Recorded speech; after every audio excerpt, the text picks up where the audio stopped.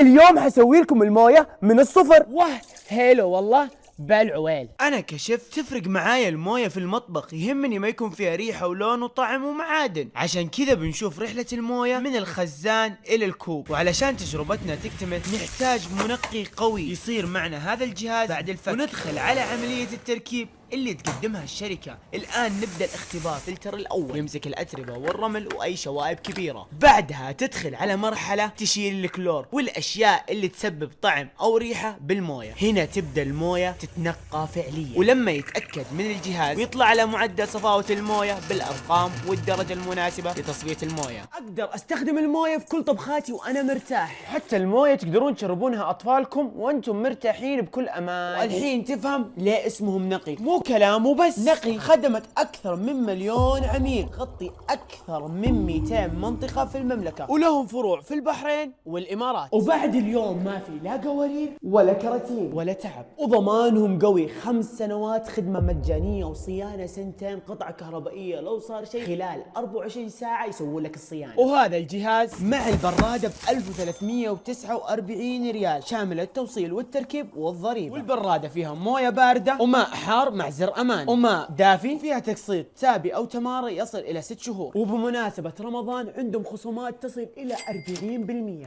وطريقة الطلب تدخل موقعهم، تختار منطقتك، تسجل رقمك، ومن يوم إلى 3 أيام يحددون لك الموعد. نقي مو بس فلتر، عندهم اكثر من 100 منتج للبيت.